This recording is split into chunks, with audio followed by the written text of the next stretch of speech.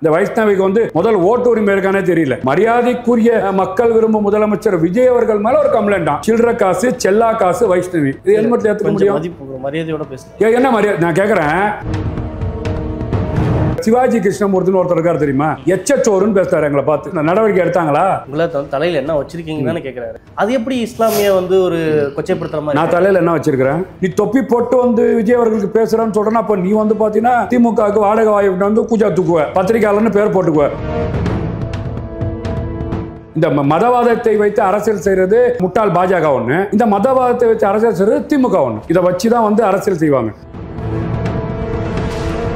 இந்த எடப்பாடி பழனிசாமி தான் போறார், என்ன மீட் எடுக்க போறேன். இந்த இங்கே ஒரு பொம்மை முதலமைச்சர், அவர் ஒரு சைடு ஓடுறார், ஒன்றிணையும் வா அப்படின்னு சொல்லி. யாரா ஒன்றிணைக்க போறான்னு தெரியல. கலாநிதியும் தயாநிதியும் ஒன்றிணைக்க போறான்னு நினைக்கிறேன்.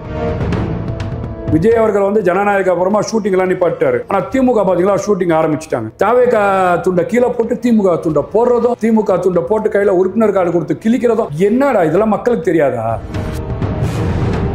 இதெல்லாம் என்ன நினைக்கிறீங்க? பயத்தின் உச்சம். விஜய் அவர்கள் களத்துல வந்துட்டாரு. நம்ம வந்து பாத்தீங்கன்னா ஆட்சி இழக்க போறோம், நம்மளுக்கு கடைசியா மக்கள் மன்றத்துல மரணாடி கொடுக்க போறவர் விஜய் அவர்கள் தான். இஸ்லாமியர்கள் வந்து ஒட்டுமொத்தமா விஜய்க்கு ஆதரவா தான் இருக்காங்களா? ஆமா, ஏன்னா வந்து திமுக தான் வந்து பாத்தீங்கன்னா ஆர்எஸ்எஸ் ஓட பி டீம் ஆச்சு. நான் ஓப்பனா சொல்றேன்பா, விஜய் அவர்கள் தமிழ்நாட்டுக்கு முதலமைச்சர் ஆகணும்.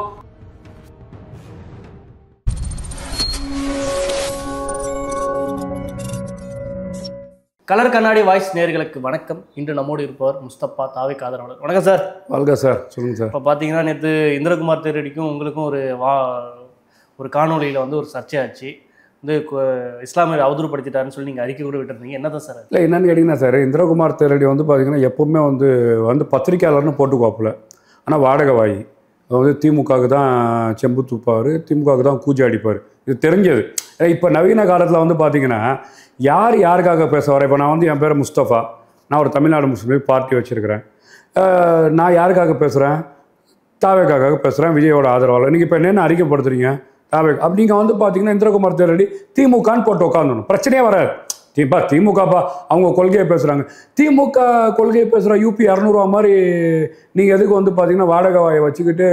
நான் என்ன சொல்கிறேன்னு கேட்டிங்கன்னா, திமுக சமூக நீதி இயக்கம்னு சொல்கிறாரு. சமூக நீதி இயக்கம் பேசக்கூடிய திமுக மேல்பாதி கோயிலில் வந்து பட்டியல் மக்களை கூட்டு போனாங்களா? எப்படி சிஎம் வந்து கவர்மெண்ட்டோட சிஎம் வந்து ஸ்டாலின் தானே? அப்போ அவருக்கு யார் சொல்லி கோர்ட்டு சொல்லி உத்தரவு போட்டு பல நாள் கழித்து இந்த இது வந்து சால்வ் ஆகுது. அப்போ நான் அது கூட்டு போலியே, இதெல்லாம் சமூக நீதியாங்க? உங்களுக்கும் பெரியாருக்கும் என்ன இருக்குது, உங்களுக்கும் அம்பேத்கருக்கும் என்ன இருக்குது அப்படின்னு நான் கேட்டால், நீங்கள் போனீங்களா, அங்கே பார்த்தீங்களா, அங்கே கம்பு சுற்றுறாப்புல. நாங்கள் ஏன் போகணும்? நாட்டோட நான் என்ன சொன்னேன், அப்படி நாங்கள் போனோம்ல, முதலமைச்சராக ராஜினாமா பண்ண சொல்லுங்கள். அடுத்தது எங்கள் முதலமைச்சர் விஜய் அவர்கள் போய் பார்க்க போகிறாரு அப்படின்னா உடனே நான் சொல்கிறேன், நீ தலையில் என்ன வச்சுருக்கிறேன்? எப்படி பாருங்கள், இந்த மதவாதத்தை வைத்து அரசியல் செய்கிறது முட்டாள் பாஜக ஒன்று, இந்த மதவாதத்தை வச்சு அரசியல் செய்கிறது திமுக ஒன்று. ஏன்னா இவர்களுக்கு வந்து ஆபாச பேச்சு, மதவாதம் இதை வச்சு தான் வந்து அரசியல் செய்வாங்க. நீங்கள் இஸ்லாமியர் கல்யாண வீட்டில் போய் கல்யாணத்துக்கு சாப்பிட்டோம், பிரியாணி போட்டோம், நல்லா சூடாக பிரியாணி போடுவாங்க, சாப்பிட்டோம் வரணும். அங்கே போய் ஸ்டாலின் என்ன பேசுகிறாரு? அம்மி மிதித்து அருந்ததி பார்த்ததை வந்து நாங்கள் வந்து பார்த்தீங்கன்னா ஏற்றுக்க மாட்டோம்னா அங்கே வந்து பார்த்தீங்கன்னா கலவரத்தை துள்ளி விட்றாரு. நீங்கள் போனது பாய் வீட்டு கல்யாணம். அப்போ முழுக்க மதத்தை வச்சு ஜாதியை வச்சு எவ்வளோ நாள் தான் அரசியல் பண்ண போகிறீங்க? சமூக நீதி போராளின்னு சொல்லிட்டு. இல்லை, நீங்கள் நான் என்ன கேட்குறேன்னா, உங்களை தலையில் என்ன வச்சுருக்கீங்கன்னு தானே கேட்குறாரு. அது எப்படி இஸ்லாமிய வந்து ஒரு கொச்சைப்படுத்துகிற மாதிரி? நான் தலையில் என்ன வச்சுருக்கிறேன்? நான் என்ன தலையில் நீங்கள் சொல்லுங்கள். தலையில் என்ன வச்சுருக்கிறேன்? தொப்பி தானே வச்சுருக்கிறேன். அப்போ தொப்பியை வந்து பார்த்தீங்கன்னா நீ தலையில் என்ன வச்சுட்டு நீ தொப்பி போட்டு வந்து விஜய் அவர்களுக்கு பேசுகிறான்னு சொல்கிறேன்னா, அப்போ நீ வந்து பார்த்தீங்கன்னா திமுகவுக்கு வாடகை வாய் வந்து கூஜா தூக்குவ, பத்திரிகையாளர்னு பேர் போட்டுக்குவ. அப்போ நீ பேசலாம், நீங்கள் களத்தில் நான் பேசக்கூடாதா? நான் ஓப்பனா சொல்றேன்பா, விஜய் அவர்கள் தமிழ்நாட்டுக்கு முதலமைச்சர் ஆகணும். அவர் கொள்கை பிடிச்சிருக்கு, அவர் கோட்பாடு பிடிச்சிருக்கு. இஸ்லாமிய மக்கள் ஏத்துக்கிறாங்க, கிறிஸ்தவ மக்கள் ஏத்துக்கிறாங்க, தமிழ் மக்கள் ஏத்துக்கிறாங்க, உலக தமிழர்கள் ஏத்துக்கிறாங்க. அவர் ஆட்சிக்கு வரணும். நீங்க கொள்ளடி திமுகவா சரியா கூட வேலை செய்யலாம் கூட, மண்டல நடா வச்சிருக்க, தலையில நடா வச்சு அப்படி கேட்கறது ஒன்று இல்லை. அவங்களோட அறிவையும் இல்லை அவங்களோட ஆளுமையும் கேள்வி கேட்கறதா இருக்கு. அது எப்படி மதத்தை வந்து கொச்சைப்படுத்துற மாதிரி? நீங்க சூப்பரா சொல்றீங்க பாத்தீங்களா? மண்டேல எவ்வளோ மண்டேல எப்படி வச்சு எப்படி கேட்பாங்க? மண்டேல எவ்வளோ வச்சிருக்க அப்படி கேட்பாங்க. மண்டேல எப்படி வச்சிருக்கா? மண்டேல எவ்வளோ பெரிய மூலையா இருக்கு? ஒரு சிம்பிள் காட்டினாரா? மாட்டு மூலையாது. ஒரு உருதுல ஒரு பழமொழி கேட்பாங்க, பைன்ஸ் பெருசா மூளை பெருசான்னு சொல்லி. பேஜா படா அக்கல் படா பைன்ஸ் படான்னு சொல்லி. மாட்டுக்கு மூளை பெருசா? மாட்டு மூலையா? கொஞ்சம் யோசனை வேணாம் அவங்களுக்கு. சார் திமுக சார்ந்தவங்கள ஆபாச பேச்சு தாங்க இவங்க, ஆபாசத்தை வச்சு தானே. இந்த சிவாஜி கிருஷ்ணமூர்த்தின்னு ஒருத்தர் இருக்காரு தெரியுமா, எச்சச்சோறுன்னு பேசுறாரு எங்களை பார்த்து, இஸ்லாமியர்களை எச்சசோறுன்னு பேசின நடவடிக்கை எடுத்தாங்களா? இந்த இன்னொருத்தர் வெங்கட் பிரபுன்னு ஒருத்தர் பேசுறாரு பாருங்க, மதத்தை வைத்து ஜோசப் விஜயன் பேசுறாரு. போஸ் வெங்கட்னு சொல்றீங்களா? போஸ் வெங்கட், சாரி போஸ் வெங்கட், ஜோசப் விஜயன். நீங்க இஸ்லாமியர் பிரச்சனை, கிறிஸ்தவர் பிரச்சனை, நீ ஹெச் ராஜா செய்யக்கூடிய வேலையை நீயே செஞ்சுட்டு இருக்கிறியே. இல்ல ஒரு குறிப்பிட்ட தனி மனிதர்கள் அப்படி செய்யறது ஒட்டுமொத்த கட்சியை அப்படி ஒரு பிரேம் பண்ண முடியுமா? யார் மேடையில செய்யறாரு? யார் மேடையில செய்யற? நான் வந்து தமிழக வெற்றி கழக மேடையில ஒரு தவறான வார்த்தை பேசணும் என்ன பார்ப்பாங்க? கண்டிப்பாங்க. ஆதவர்ஜன் வந்து அதிமுக வந்து ஒரு ஒரு அன்அபிஷியலான ஒரு காணொலியில வந்து அவங்க கிடைக்கிறாங்க அப்படிலாம் பேசுறாங்க. அப்ப அதுக்கு ஒட்டுமொத்த கட்சி அப்படி பிரேம் பண்ண முடியுமா? அவர் அதுக்கு என்ன தெரியுமா சொன்னார்? வருத்தப்படுறேன் மன்னிப்பு கேட்டாரு. அவங்களுக்கு கேவலமால மன்னிப்பு கேட்டாரு சிவாஜி. இந்திரகுமார் தேரடியும் வந்து அப்படி ஒரு மன்னிப்பு இல்ல, நான் அந்த மாதிரி ஒரு அர்த்தத்துல சொல்லன்ற மாதிரி தானே. என்ன மாதிரி அர்த்தத்துல சொல்ல? அவர் என்ன தெரியுமா சொல்றாரு? முழு பூசணிக்காவை சோத்துல மறிக்கிறாப்புல. என்ன வந்து பாத்தீங்கன்னா ராமர் ஆத்திரியா சேர்க்கிறாங்க, பிஜேபியில சேர்க்கிறாங்க. நீ பேசுறது அப்படிதானப்பா. நீ எப்படி பேசிருக்கணும்? நீ வந்து பாத்தீங்கன்னா பத்திரிகையாளர்னு போடுறல, நியாயத்தை பேசுன்றேன், நீதியை நிலைநாட்டுன்ற. நீ பத்திரிகையாளர் வந்து சாமானியால சார். நீங்களாம் வந்து பாத்தீங்கன்னா இந்த நாட்டுக்கு முக்க தேவை. நீங்க உட்காந்து என்கிட்ட கேள்வி கேட்குறீங்களா? கேள்வி கேட்கிற உரிமை உங்களுக்கு மட்டும் தான் இருக்கு இந்த நாட்டில். முதலமைச்சரையே, நாட்டோட மூத்த குடிமகன், குடியரசுத் தலைவரே கேள்வி கேட்குற உடமை எங்கள் அண்ணன் பத்திரிகையாளர் இருக்கு. அப்படி ஒரு பார்த்தீங்கன்னா ஒரு நீதியான பத்திரிகையாளரை போட்டு நீ நீதி இல்லாமல் செம்பு தூக்கி பேசுகிறேன்னு சொன்னால், அப்போ இதை நாங்கள் தட்டி கேட்டோன்னு சொன்னால், நீ மதத்தை வச்சு தொப்பியை வந்து நீங்கள் தாக்குறீங்கன்னு சொன்னா எந்த விதத்தில் ஏற்றுக்க முடியும்? அதை தான் வந்து எல்லாமே கண்டிக்கிறாங்க. நீங்க அரசியலாக்குறீங்க அப்படின்ற மாதிரி அவங்க சொல்றாங்க. எது அரசியலாக்குறீங்க? இந்த மாதிரி இந்த நான் அவர் வேற ஏதோ ஒரு பொருள்னு சொன்னது நீங்க புரிஞ்சுக்கிட்டு வேற ஏதோ அரசியல் பண்றீங்க, அவருக்கு கொடுக்குற நீங்க அவருக்கு சரியான பதிலடி கொடுக்கல அப்படின்ற மாதிரி இருக்காது, இப்படி ஒரு திசை திருப்புறீங்க. யாரு அவரோட முகத்திலேயே கிழிச்சேனா? நீங்க வந்து பாத்தீங்கன்னா திமுகவோட செம்புன்னு சொன்னேன். நீ திமுகவோட செம்பு நீதியை பேசல, பத்திரிகையாளராக அப்போ வந்து பதிலடி கொடுக்க முடியலன்னு சொல்லிட்டு அவர் பம்புறாரு. பதட்டத்தில் உடனே என்ன பண்றாரு கேட்டீங்கன்னா, உடனே வந்து இவன் தொப்பியை பத்தி கேவலமா பேசினா இவன் ஆஃப் ஆயிடுவான்னு பேசுறாரு. இது அதான் சார் கிரவுண்ட்ல மக்கள் பாக்குறாங்க. அந்த அடிப்படையில் இன்னைக்கு வந்து பார்த்தீங்கன்னா கண்டனம் தெரிவிக்கிறாங்க. அவர் முழுமையாக வருத்தம் தெரிவிக்கல, திமுக தெரிவிக்க போகிறதும் கிடையாது. இதுக்கான பரிகாரம் எங்கே நடக்கும் அப்படின்னு கேட்டிங்கன்னா, நாளைக்கு 2026 தேர்தலுக்கெல்லாம் பதில் சொல்லி ஆகணும். எச்எஸ்ஓருக்கு தொப்பியை நான் கேட்குறேன், துரைமுருகன் பேசினாரா இல்லையா? அப்பா தொப்பி முன்னாடி வா. யாரை பார்த்து? ஒரு இந்தியன் யூனியன் முஸ்லீம் லீக் தாய் சபையோட பொதுச் செயலாளர் அபுபக்கரை பார்த்து தொப்பி முன்னாடி வா அப்படின்னு பேசினாரா இல்லையா? அப்போ நீங்க முழுக்க இந்த வேலையை நீங்க பார்த்துட்டு இருக்கிறீங்க. நீங்க இன்னைக்கு புதுசா நீங்க இப்படி சொன்னாலும் எல்லா இஸ்லாமிய கட்சிகளும் திமுக ஆதரவு நிலைப்பாட்டில் தான் இருக்காங்க. கருணாநிதி தீவிரவாதின்னு சொன்னார். கேளுங்க, இந்த இஸ்லாமிய தலைவரை கூட கருணாநிதி தீவிரவாதின்னு சொன்னாரு. நிலைப்பாடு என்ன? பாஜக எதிர்ப்பு தான். வேற தலையெழுத்துங்க, வேற தலையெழுத்து. நீங்க வந்து பாத்தீங்கன்னா திமுக வந்து பாத்தீங்கன்னா இப்ப பெரிய மினரல் வாட்டரா? நீங்கள் வந்து பாஜகவோட வந்து கூஜா தூக்கி செம்படிச்சதே கிடையாதா? இந்த ஆர்எஸ்எஸ் சமூக நீதின்னு நீங்கள் பேசுனது கிடையாதா?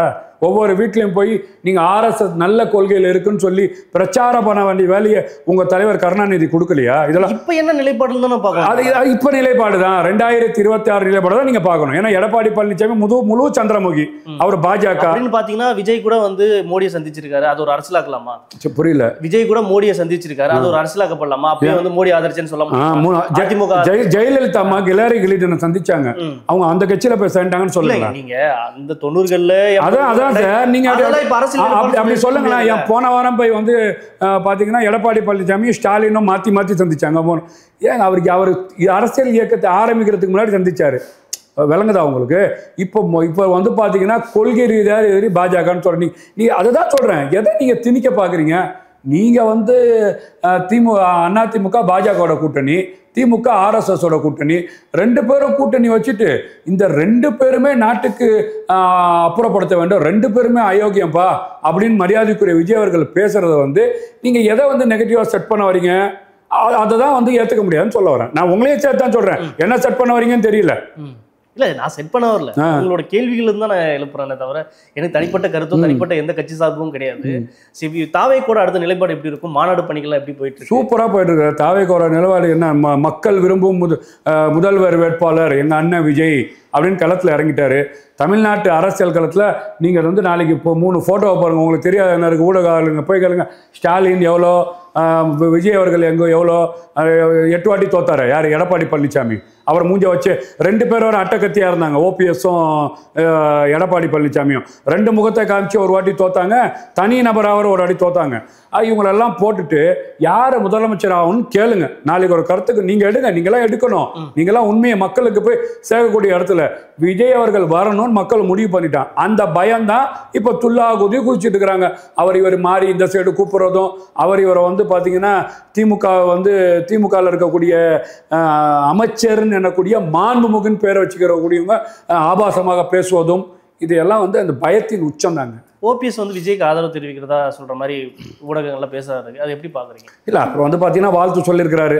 முன்னாள் முதலமைச்சர் 3 வாட்டி முதலமைச்சராக இருந்த வாழ்த்து சொல்லியிருக்கிறாரு. கண்டிப்பாக டிசம்பருக்குள்ளே வந்து ஒரு நல்ல செய்தி வரும்னு நினைக்கிறேன். அது வந்து பார்த்தீங்கன்னா அவருக்கு ஏற்கனவே அங்கே வந்து அப்புறப்படுத்தப்பட்டிருக்காரு. கொஞ்சம் பிரச்சனை இல்லை. அந்த ஏடிஎம்கேல வந்து பெரிய லீடராக தான் இருந்தார். இப்போ பிரச்சனை இருக்குது, வரத்துக்கான வாய்ப்புகள் இருக்கும். அது டிசம்பர் மாதம் தாவேகா தலைமை முடிவெடுக்கும். இளைஞர்கள் ஓட்டெல்லாம் எப்படி இருக்கும் தாவேகாவுக்கு? ஏன்னா லாஸ்ட்டாக நடந்த கருத்து கணிப்பில் கூட இளைஞர்கள் ஓட்டு தான் வந்து விஜய்க்கு அதிகமாக இருக்கிற மாதிரி சொல்கிறாங்க, அதை எப்படி பார்க்குறீங்க? நீங்கள் இளைஞர் ஓட்டை வந்து சாமானியம் எடுத்து போட முடியாது சார். நாட்டை வந்து புரட்டி போடுறவன் இளைஞர்கள் தான். இன்றைக்கி வந்து கடந்த முறை வாக்களித்தவர்கள் இந்த முறை வாக்களிக்க போகிறோம். எத்தனை விழுக்காடு பார்த்தீங்களா? எத்தனை விழுக்காடு சொல்லுங்க பார்க்கலாம். 40 விழுக்காடு கிட்ட இளைஞர் வாக்களிக்க போகிறாங்க. சரி, நீங்கள் வந்து நான் 45 வயசுலேருந்து 60 வயசு வரைக்கும் எத்தனை பேர் வாக்களிச்சிருக்காங்க? அந்த டேட்டாவை சொல்லுங்கள் பார்ப்போம். 13%. 65 வயசுக்கு மேலே 17%. எந்த பர்சன்ட் ஜாஸ்தி இருக்குது? எந்த பர்சன்டேஜ் ஜாஸ்தி இருக்குது? இளைஞர் வாக்களிக்க போகிறாங்க. இன்றைக்கி இளைஞர்கள் வாக்களிக்க போகிறாங்கன்னா ஒவ்வொரு குடும்பத்துலேயும் நான் போய் கிரவுண்ட் ரியாலிட்ட பார்க்குறேன். வாக்களிக்கக்கூடிய அண்ணன், அக்கா, தங்கச்சி, அவன் மரியாதைக்குரிய விஜய், அம்மாவும் சேர்ந்து விஜய் அப்படின்றாங்க.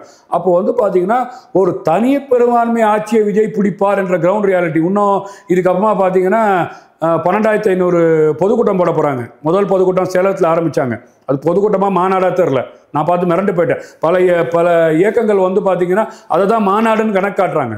ஒரு பொதுக்கூட்டத்தில் வந்து பார்த்தீங்கன்னா 15,000 பேர் வராங்க அப்படின்னு சொன்னால் எந்த விதத்தில் 12,500 பொதுக்கூட்டம் பட்டி தட்டி எல்லாம் போய் சேரும் போது திமுகவும் அண்ணா திமுக அந்த நாட்டுக்கு தேவையில்லை வந்து பார்த்தீங்கன்னா தீய ஆட்சி நடத்திட்டு இருக்குன்னு சொல்லி மக்கள் மன்றம் போய் நீதி கேட்கும் போது முன்ன மாற்றம் ஏற்படும். இது மட்டும் இல்லாமல் மாநாடு ஒரு 20 லட்சம் பேர் வந்து கலந்துக்க போகிறாங்க. எதிர்பார்க்கப்படுது 500 ஏக்கரில் மாநாடு. இது திமுக போடுமா, அண்ணா திமுக போடுமா? இந்த எடப்பாடி பழனிசாமி தான் போகிறார். என்ன மீட் எடுக்க போகிறேன்னு மித்துன் ஜெயிலுக்கு போகிறத மீட் எடுக்க போகிறார் அவர். புரியுதா உங்களுக்கு? ஏன்னா ஜெயலலிதா போகும்போது அந்த சைடு ரயில்வே கேட்லேருந்து அங்கேருந்து எட்டி பார்ப்பான், பிரிட்ஜில் இருந்து எட்டி பார்ப்பான், பஸ்ஸில் தொங்கிட்டு பார்ப்பான். எல்லாம் நான் பார்த்தோம். தமிழ்நாடு அரசியல் கருத்தில் பார்ப்போம். இங்கே ஒரு பொம்மை முதலமைச்சர் அவர் ஒரு சைடு ஓடுறாரு. ஒன்றிணையும் வா அப்படின்னு சொல்லி. யாரை ஒன்றிணைக்க போகிறான்னு தெரியல. கலாநிதியும் தயாநிதியும் ஒன்றிணைக்க போகிறான்னு நினைக்கிறேன். அந்த ஒன்றிணைவார் அவர் ஓடுறாரு. ஆனால் இது எல்லாம் தாண்டி விஜய் அவர்கள் கிரவுண்டில் இறங்கும் போது அதோட எழுச்சி கூட்டத்தை பாருங்கள். இப்போ மாநாட்டில் வர போகிற கூட்டத்தை பாருங்கள். அவர் கிரவுண்டில் இறங்கினதுக்கப்புறம் நீங்கள் சொல்லக்கூடிய இந்த 30 விழுக்காடு முதல் தலைமுறை வாக்கு, கடந்த முறை முதல் தலைமுறை வாக்களித்தவர்கள், இதையெல்லாம் எந்த கிரவுண்ட் ரியாலிட்டியாக மாறும்? அப்போ அதை தான் நான் சொல்கிறேன். டிசம்பர் மாதம் தமிழக அரசியல் வரலாறு புரட்டி போட போகிறாரு விஜய். தமிழ்நாடு அரசியல் வரலாற்றில் கண்டிப்பாக மாறும். திமுகவுக்கு ஒரு பயம் இருக்குது, ஒரு அச்சம் இருக்குது. இங்கே பார்க்குறீங்களா இல்லையா? விஜய் அவர்கள் வந்து ஜனநாயக அப்புறமா ஷூட்டிங்லாம் நிப்பாட்டாரு. ஆனால் திமுக பார்த்தீங்களா ஷூட்டிங் ஆரம்பிச்சிட்டாங்க. இங்கேருந்து டிவிகேல இருந்தாங்கன்னு ஒரு 10 பேரை கூப்பிட்டு போயிருக்கிறாங்க. என்ன தெரியுமா? லோன் கொடுக்குறேன்னு சொல்லி. அவங்களா லோன் கொடுப்பாங்க? பாக்கெட்டில் உள்ள பணத்தை எடுத்து விட்டுருவாங்க. அவங்க லோன் கொடுக்குறேன்னு கூப்பிட்டு போய் தாவேகா துண்டை கீழே போட்டு திமுக துண்டை போடுறதும், திமுக துண்டை போட்டு கையில் உறுப்பினர் கார்டு கொடுத்து கிழிக்கிறதும். என்னடா இதெல்லாம் மக்களுக்கு தெரியாதா? கொஞ்சம் யோசிச்சிங்களா? ஒரு புதுசாக ஒரு ஒரு ஒரு உறுப்பினராக ஒருத்தர் அமைச்சிருந்தாங்க. யார் அந்த பொண்ணு பேர்? என்ன, வைஷ்ணவியா? வைஷ்ணவி. அந்த வைஷ்ணவி ஜான்சி ராணி, வேலு நாச்சியார், கெலாரி கிரிண்டன். இந்த வைஷ்ணவிக்கு வந்து முதல் ஓட்டு உரிமை இருக்கானே தெரியல. ஓகே, இந்த வைஷ்ணவியை வச்சு இங்கே வந்து உறுப்பினராக இருந்து, ஏன்னா வைஷ்ணவி வந்து பார்த்தீங்கன்னா தமிழக வெற்றி கழகத்தில் வந்து ஏற்கனவே வந்து அவங்க பெரிய பொறுப்பில் இருந்தாங்க. அதுக்கு முன்னாடி வைஷ்ணவி வந்து பார்த்தீங்கன்னா 4 வாட்டி MP, 2 வாட்டி MLA, 1 வாட்டி துணை முதலமைச்சர். இதெல்லாம் இது ஒரு பெரிய மீடியா ஃபோக்கஸ். அந்தமா வந்து விளம்பர பிரியர். அந்தமா உடனே அங்கேருந்து வந்து இங்கே வந்து அந்த ஒரு மியூசிக்கல் சேர் ஒருத்தர் இருக்கார், எங்கள் அண்ணன் தெரியுமா உங்களுக்கு? இங்கேருந்து பார்த்தீங்கன்னா ஜெயலலிதா அம்மா கூட இருப்பார். அப்படியே அங்கேருந்து அப்படியே ஓபிஎஸ்கிட்ட போவார். ஓபிஎஸ்லேருந்து எடப்பாடிகிட்ட போவார். எடப்பாடிகிட்ட டிடிவி தினகரன்ட்ட வருவார். டிடிவி தினம் அம்மா சசிகலா அம்மாட்ட வருவார். அங்கேருந்து என்ன பண்ணுவார்? உடனே அங்கே போனால் டாஸ்மார்க் மினிஸ்டர் கிடைக்கும், அங்கே போயிடுவார் திமுகவுக்கு. அப்படியே சேரில் சுற்றிட்டு அவரை போய் பார்த்து அவர் ஒரு அசைன்மெண்ட், பேசுமா நீ அடி, யார் மேலே கம்ப்ளைண்ட், தகுதி இருக்கா? மரியாதைக்குரிய மக்கள் விரும்பும் முதலமைச்சர் விஜய் அவர்கள் மேலே ஒரு கம்ப்ளைண்டான். யாரு? சில்லற காசு, செல்லா காசு, வைஷ்ணவி. இது ஹெல்மெட்ல ஏத்துக்க முடியும்? மரியாதையோட பேசலாம். என்ன மரியாதை? நான் கேக்குறேன், ஒரு பார்ட்டி உலகம் பூரா எல்லாருக்கும் கருத்து சுதந்திரம் இருக்கு, உரிமை இருக்கு. எனக்கு இருக்கிற உரிமை நான் சொல்றேன், என்ன ஏத்துக்க கூடியதா? நான் கேக்குறேன். செல்லா காசுன்றதுல வேற செல்லா காசு தான். வேற என்ன? வைஷ்ணவி வைஷ்ணவி என்ன ஒரு நின்னா கோயம்புத்தூர் கொங்கு மண்டலம் பூரா ஆட்களை பத்திட்டு வந்துருமா? ஓட்டு வாங்கி கொடுத்துருமா? மக்கள் ஏத்துக்குவாங்களா? ஒரு தனி மனிதருக்கு ஒரு மதிப்பு கொடுக்கணும். அதான் சார், இந்த வந்தே பாரத்னு ஒரு ட்ரெயின் விட்டாங்க தெரியுமா உங்களுக்கு? சதாப்திக்கு அப்புறம் விட்டாங்க வந்தே பாரத். எங்க நம்ம ஸ்டாலினோட தலைவர் மோடி விட்டாரு.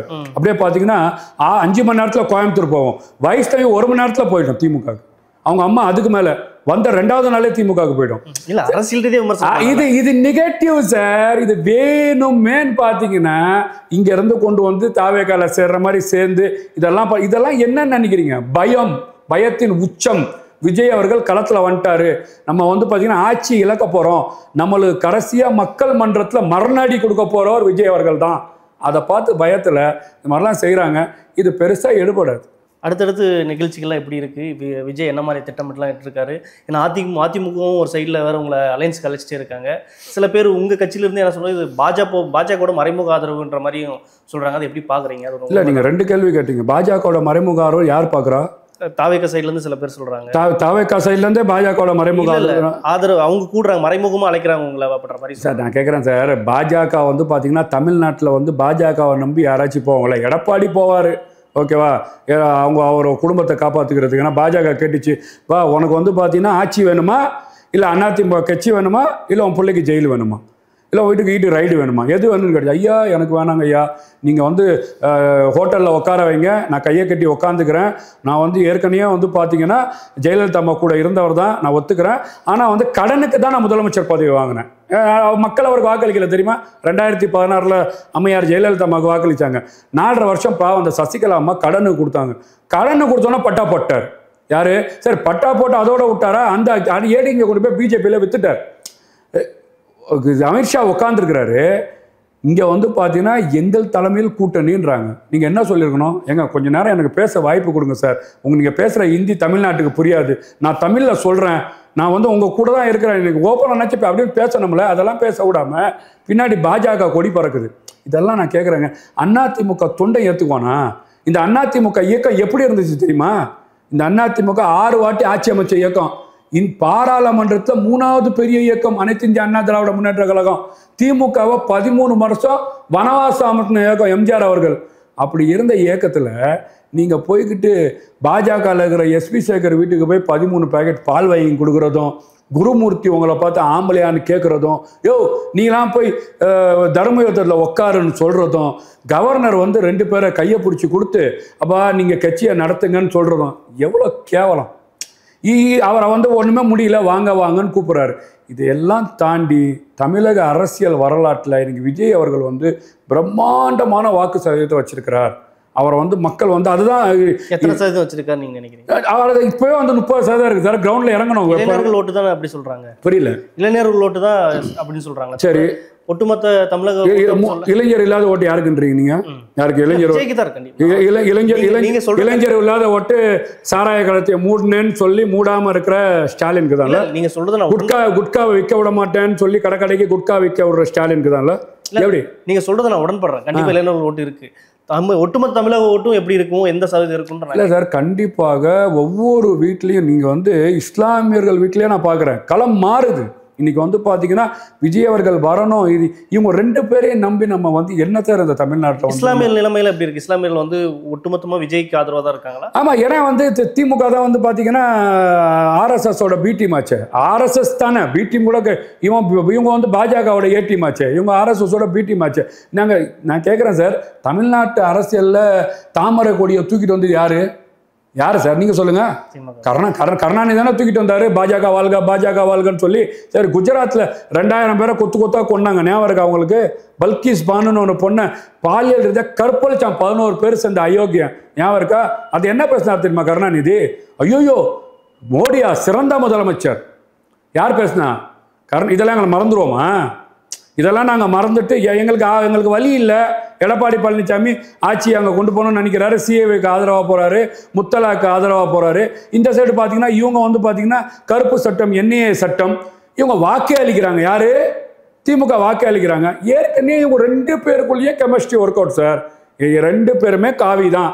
சும்மா வந்து வெளியில் வந்து நம்ம சொல்லிக்கலாம், நாங்கள் திராவிடம் சொல்லிக்கலாம், அவர் வந்து பார்த்தீங்கன்னா கதிர்னு சொல்லிக்கலாம். 2 பேருமே காவி தான். இதையெல்லாம் தாண்டி இந்த நாட்டு மக்களுக்கு நல்லது செய்ய முடியும். நீங்கள் ஜாதியை ஒழித்து, மதத்தை ஒழித்து, தமிழ்நாட்டோட பொருளாதாரத்தை உயர்ந்து, எல்லா பிறப்புக்கும் எல்லா உயிருக்கும் என்ற தாரக மந்திரத்தை உண்மையாகவே உள்வாங்கி விஜய் அவர்கள் வரணும்னு முடிவு பண்ணிட்டாங்க. இந்த அச்சத்தில் 2 பேரும் பயணிச்சுட்டு இருக்கிறாங்க. நீங்கள் 2026 பாருங்கள், நீங்கள் மக்கள் விரும்பும் வேட்பாளர் மரியாதைக்குரிய விஜய் அவர்கள் சென்ட் ஜார்ஜ் கோட்டையில் விஜய் என்னும் நான் என்று பதவி வைக்க போறாரு தான் பார்க்க தான். பல்வேறு அரசியல் சார்ந்த தகவலை பகிர்ந்து மற்றொரு நேர்காணலை சந்திப்போம். நன்றி.